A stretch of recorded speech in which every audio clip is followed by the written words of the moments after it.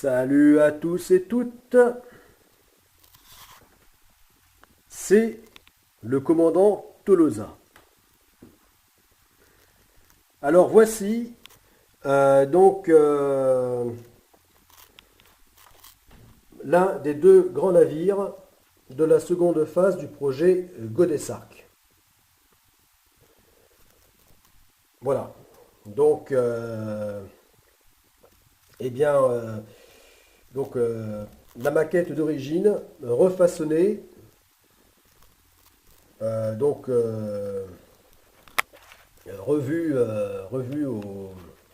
resculptée, pour être plus proche de ce que seront vraiment ces deux navires d'expédition, d'exploration de la seconde phase du projet Godessark. Voilà, donc ici, ces deux grands navires, puisque chacun long de 180 mètres, et pouvant embarquer chacun 540 personnes. Donc deux navires identiques, c'est-à-dire deux sister ships. Et qui, une fois assemblés par leur extrémité,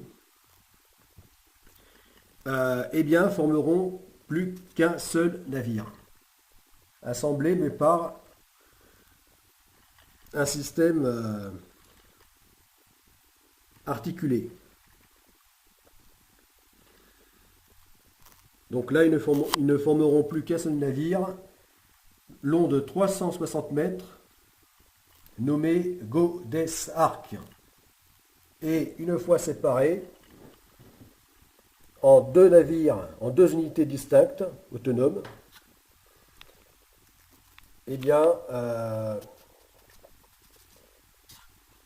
au besoin, il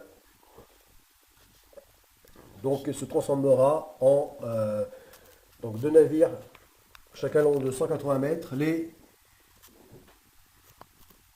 Godessark Mayacetus et Godessark Ambulocetus. Voilà. Donc là, le fait d'être passé aux maquettes, d'avoir imaginé, conçu ces différentes maquettes, toujours au 1/400e, ces différents types de navires, mais toujours basés sur le même concept du véritable voilier amphidrome à étrave inversée. Finalement, ça a servi, même si je ne retiens pas ces options, ça a servi à aboutir au résultat que voici. C'est-à-dire que je suis revenu au mode multicoque, pentamaran plus précisément, c'est-à-dire navire à 5 coques, mais en même temps, en étant arrivé à assumer totalement la force et le trait,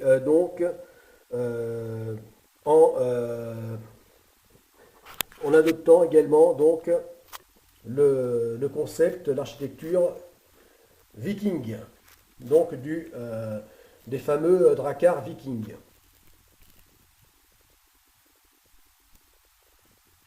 C'est-à-dire navire amphidrome à étrave inversée, navire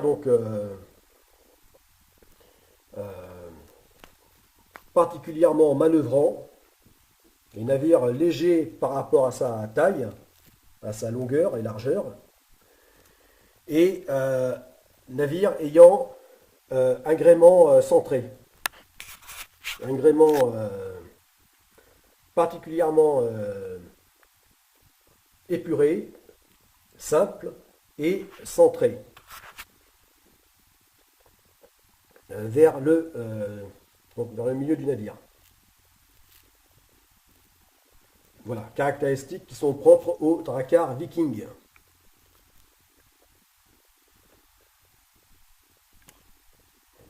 Voilà.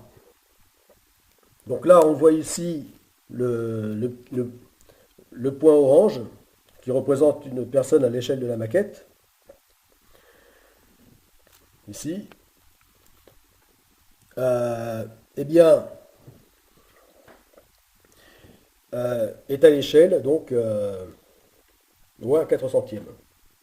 C'est-à-dire ici, comme le voilier, de la première phase du projet Godessark, qui est long de 10 mètres. Voilà, ce qui donne une idée un petit peu de l'échelle. Donc de l'immensité, de l'énormité de ce voilier futuriste, de ce drakkar géant du XXIe siècle. Alors là, à la même échelle, même longueur, même longueur, c'est-à-dire 180 mètres, et bien là, on voit aussi le trait représente une personne à l'échelle donc de la maquette. Voilà. Sauf que là, comme les dracars vikings, le gréement est formé en un seul mât, une seule voile. Mais donc là, formant un gréement gigantesque, donc de taille déraisonnable, ce qui en ferait un géant au pied d'argile. Parce qu'un gréement tellement grand que trop d'efforts seraient exercés dessus. Donc au final, un gréement fragile. Et donc, pour cette raison, c'est pour ça que là, je suis revenu donc à l'option de plusieurs mâts, de gréement fragmenté. Donc là, 4 mâts. Mais ce n'est pas la seule raison. C'est aussi pour la raison que le navire que chacune de ces unités donc de 180 mètres puisse à leur tour se diviser en 4 unités distinctes, autonomes, et bien donc en 4 navires, chacun long donc de 90 mètres de long, puisque se divisant en deux, donc en deux par le sens de la longueur, mais aussi en deux, enfin transversalement, mais aussi en deux longitudinalement, c'est-à-dire en 4 parties. Donc, puisque il doit se diviser en 4 parties, eh bien, forcément, il lui faut 4 mâts. Il faut que tout soit divisible par 4. Donc, voilà en fait la raison essentielle pour laquelle donc je suis revenu au gréement à 4 mâts.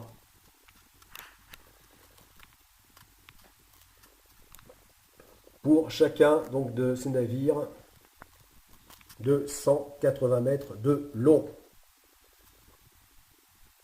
Mais 4 mâts, en fait, une fois donc les GA Mayacetus et GA Ambulocetus, une fois connectés par leur extrémité,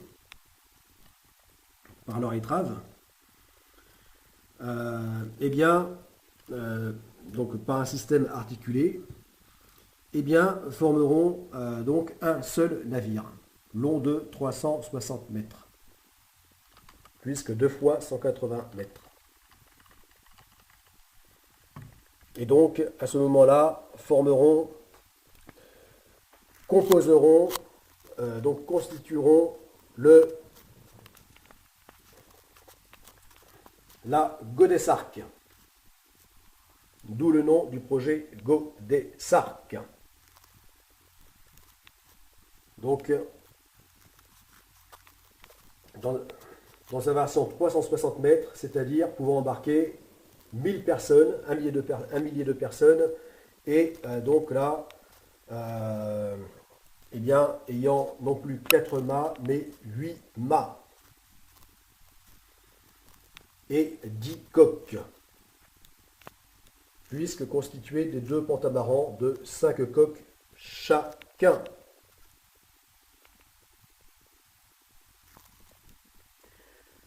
Voilà.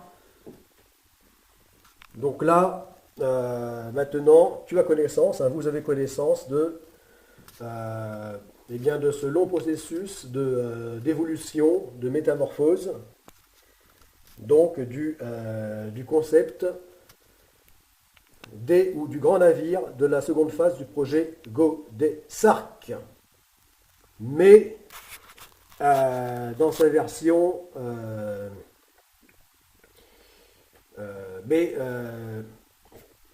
enfin, quelles que soient les versions imaginées, étudiées depuis le début, donc restant toujours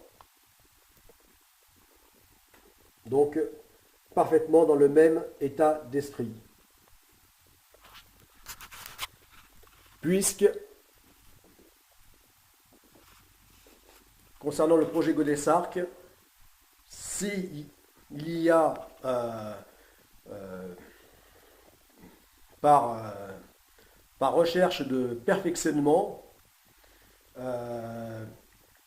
s'il y a donc évolution, changement, c'est en fait c'est toujours dans la forme et jamais dans le fond. Voilà.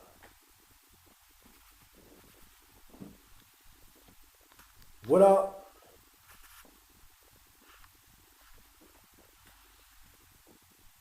Donc, maintenant que cette maquette a pris sa transformation plus proche de la réalité, de ce qu'il sera, eh bien, vous allez voir la suite de son achèvement. Voilà. Jusqu'à donner une maquette présentable pour vraiment montrer au plus grand nombre de personnes possible à quoi ressemblera le grand navire de la seconde phase du projet Godessark. Allez, à plus les amis du projet Godessark.